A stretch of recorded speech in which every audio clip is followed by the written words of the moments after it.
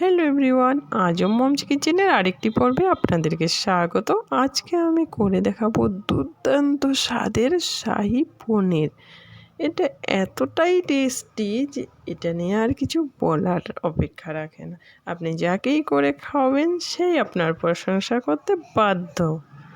এই জন্য আমি কিছু উপকরণ নিয়েছি, যেমন দুধের সর বা মালাই, আর নিয়েছি টক দই, আর 50 গ্রাম কাজু, যেটাকে আমি গরম জল দিয়ে ভিজিয়ে নেব যাতে এটা পেস্ট করতে অসুবিধা না হয়।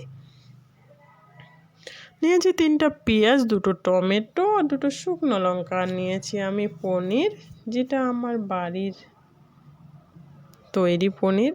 এই রেসিপিটাও আমার চ্যানেলে দেওয়া আছে, আপনারা চাইলে দেখে নিতে পারেন। টমেটো ও পেঁয়াজটাকে আমি পেস্ট করে নিলাম।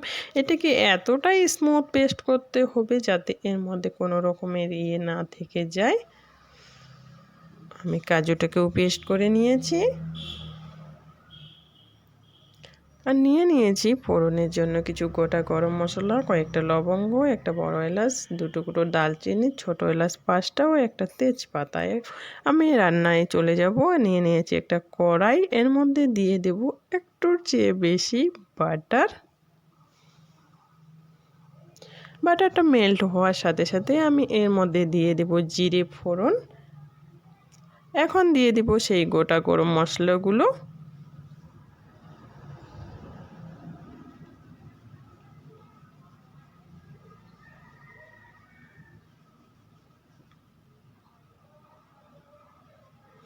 এর মধ্যে দিয়ে দেব এখন পেঁয়াজ বাটা।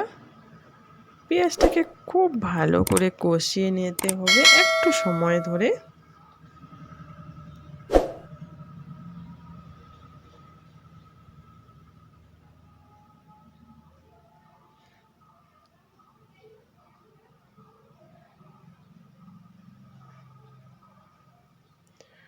এর মধ্যে এখন দিয়ে দেব আমি আদা ও রসুন বাটা। এটাকেও খুব ভালো করে কষাতে হবে। এখন এর মধ্যে দিয়ে দেব হলুদ ও শুকনো লঙ্কার গুঁড়ো। এখানে শুকনো লঙ্কার গুঁড়োটা অবশ্যই দেবেন, তাহলে এর কালারটা অনেক বেশি সুন্দর হয়।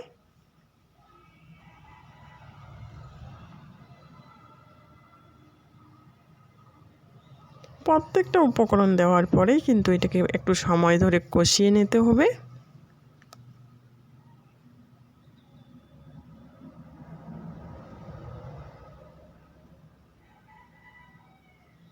দিয়ে দেব লবণ।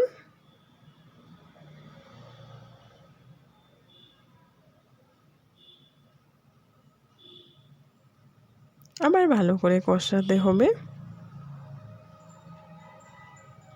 এই সম্পূর্ণ রেসিপিটা দেখার পর যদি মনে হয় আমার রান্নাগুলো ভালো লেগেছে, তাহলে আপনারা আমার চ্যানেলকে সাবস্ক্রাইব করবেন প্লিজ।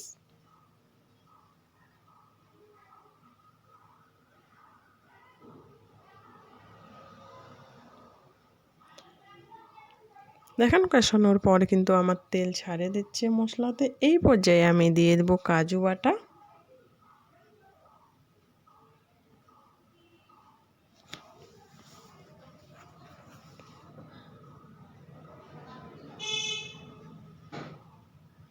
এটাকেও খুব ভালো করে কষিয়ে নেব।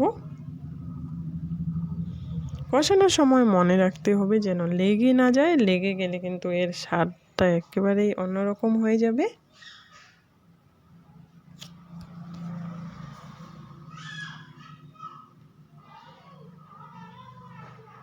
এই রেসিপিটা ফলো করে প্লিজ একবার বাড়িতে ট্রাই করবেন। দিয়ে দিলাম টমেটো পেস্ট। আমি গ্যারান্টি যে আপনারা এই রেসিপিটা একবার করে খেলে এই শাহী পনিরের প্রেমে পড়ে যাবেন।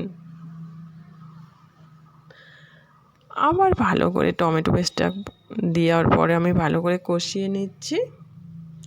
একটা টাইমে এরকম হবে গ্রেভিটা, দেখেন উপরের দিকে তেলটা ভেসে উঠেছে।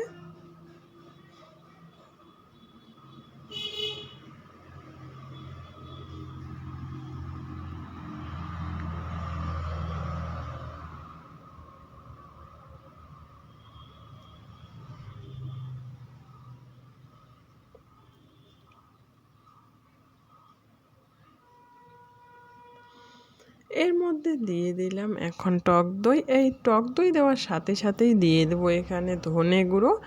দুটোকেই ভালো করে মিশিয়ে আবার ভালো করে আমি কষিয়ে নেব পুরো এই গ্রেভিটাকেই।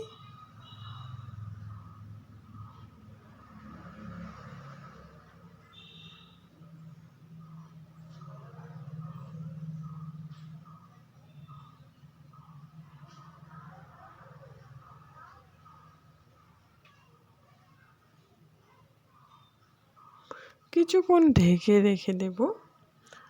ফ্লেমটা কিন্তু লো ও মিডিয়ামের মাঝামাঝি থাকবে।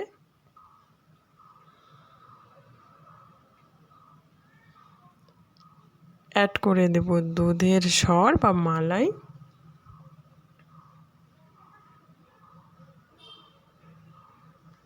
এটা অ্যাড করার পর এর স্বাদটা যেন রাজকীয় হয়ে যায়।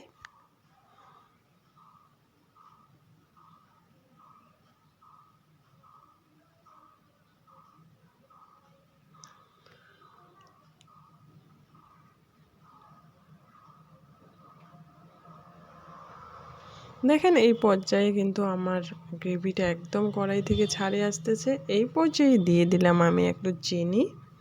আপনারা চাইলে চিনির পরিমাণটা বাড়াতে পারেন।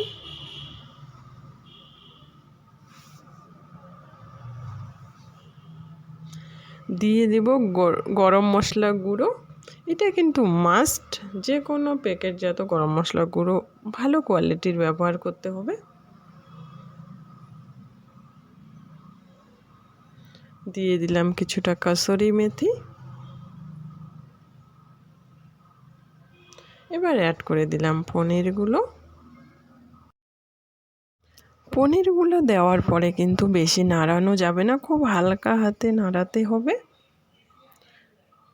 আমার রান্নাটা প্রায় হয়ে এসেছে। এখন আমি এটাকে ঢেকে কিছুক্ষণ রেখে দেব একদম লো ফ্লেমে।